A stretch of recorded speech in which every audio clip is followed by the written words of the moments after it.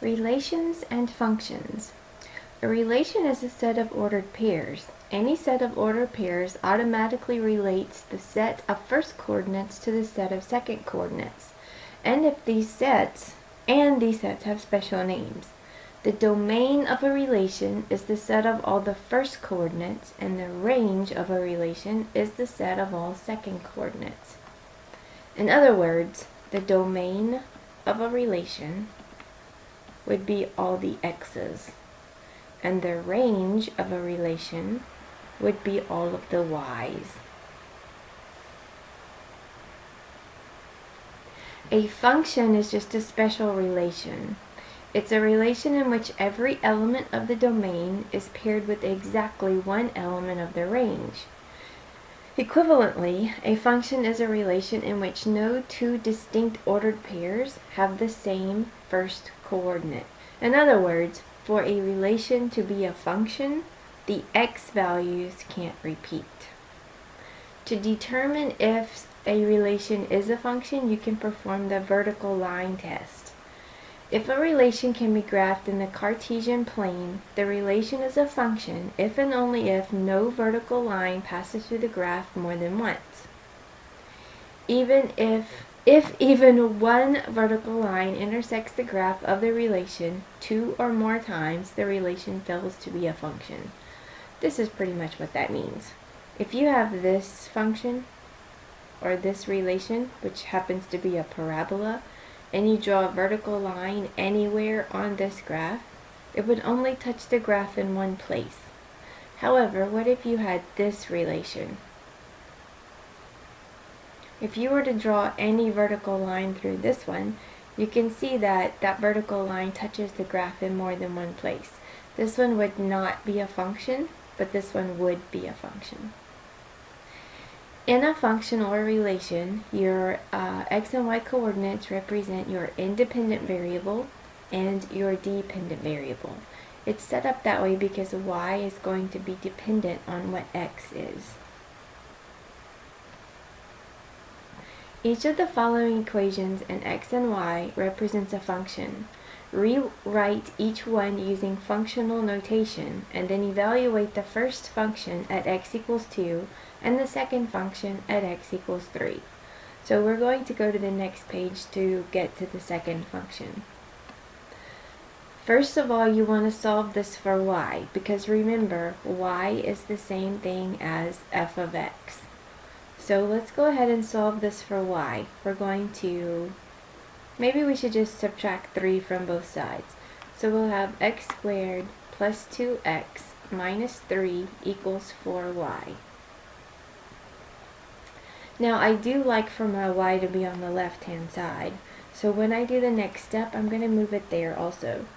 So we divide everything by 4, and we end up with y is equal to x squared plus 2x minus 3 all over 4. So your function f of x is equal to that expression. This is your function, and we have changed it to function notation. So it says to evaluate this function at x equals 2. That means they want you to find f of 2. You just take the 2 and put it in the function everywhere there's an x. So what I'm going to do is just write down the function, but I'm not going to put any x's in it. In the x's place, I'm going to put parentheses. See, we took out the x, but everything else is the same. Well, in the place of those x's, I'm going to put the number 2. Because that's what this told me to do. They told me to find f of 2. So let's evaluate that. 2 squared is 4. 2 plus 2 is 4. 4 plus 4 is 8. And 8 minus 3 is 5.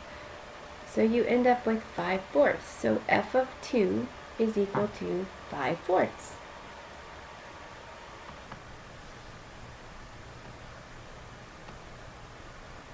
So now we want to do the same thing for this function, and once we do write it in function notation, we want to evaluate it at x equals 3.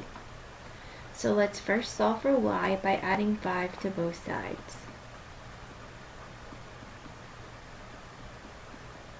Y is by itself, so we just need to rewrite that using function notation.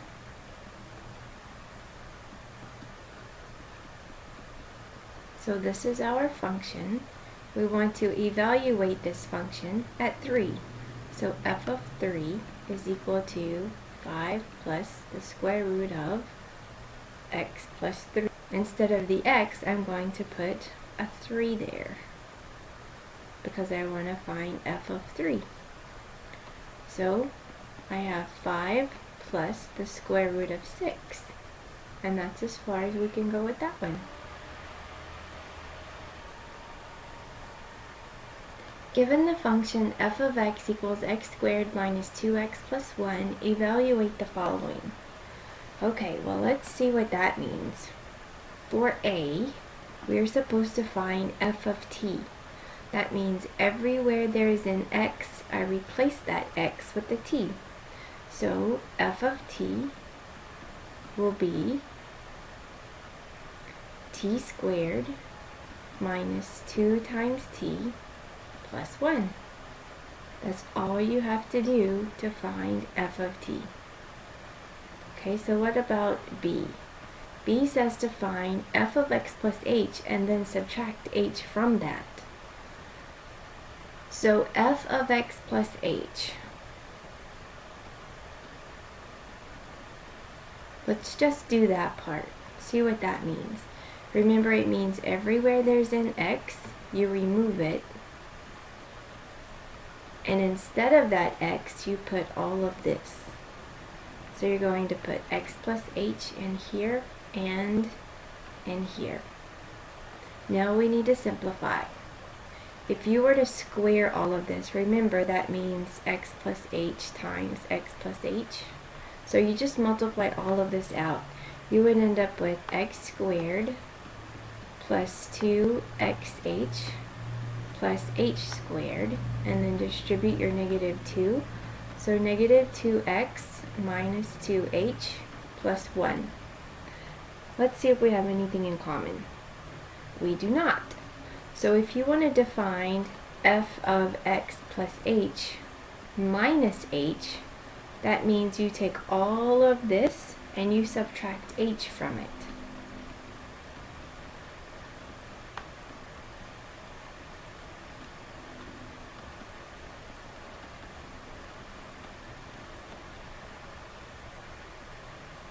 That's the minus h part stuck on the very end. Well, now you do have two things in common. You have these two. So f of x plus h minus h would be equal to x squared plus 2xh plus h squared minus 2x, and then negative 2h minus h is a negative 3h plus 1. It's a really big answer, but that's what it is.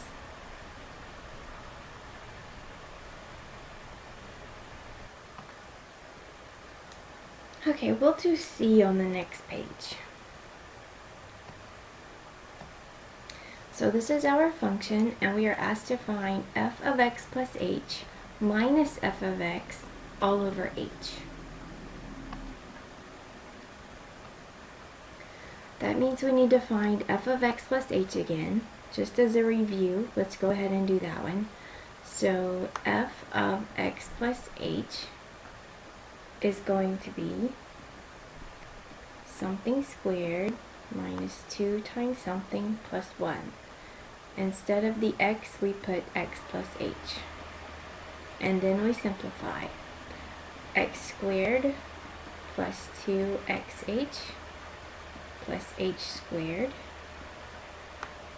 minus 2x minus 2h plus 1. And then f of x is just the function itself, and h is just a variable. So what we want to do is put f of x plus h first.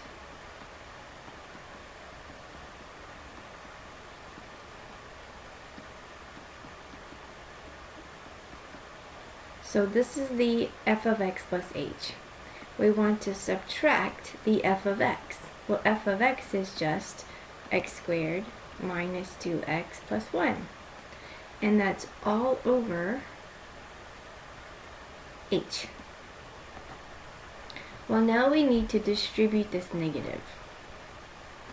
So we'll have x squared plus 2xh plus h squared minus 2x minus 2h plus 1 minus x squared plus 2x minus 1, and that's going to be all over h. And what does this look like once we start simplifying it? Let's see what we have. We have an x squared minus an x squared. We have a plus 1 and a minus 1. We also have a negative 2x and a positive 2x. So it looks like what we have left over would be 2xh plus h squared minus 2h all over h. If you notice in the numerator, you could actually factor out an h. So you would be left with 2x plus h minus 2. And that's all over h. But the h's will reduce to 1. So you're left with 2x plus h minus 2.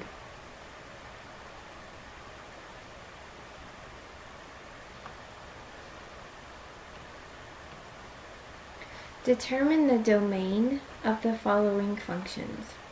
Okay, this is hopefully a review for you. Remember, for now, there are only two things that will limit what the domain can be. You want to ask yourself, what is x not allowed to be? Well, in this first function, you have a square root. Anything that's under a square root cannot be negative. That means that x plus 7 must be greater than or equal to 0. This simply means that it won't be negative. That's what this is telling you. If you move 7 to the other side, you have x is greater than or equal to negative 7. So this would actually be your domain. You could write it like this, or negative 7 to infinity. This would be an interval notation. Okay, so how about b? The only thing that is being limited on this one is that the denominator can't be 0.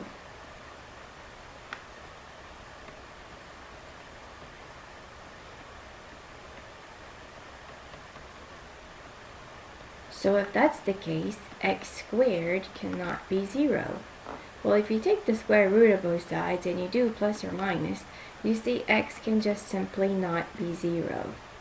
So in interval notation, you would say negative infinity to 0, not including 0, and then 0 to infinity. Either of these two ways pretty much says the same thing.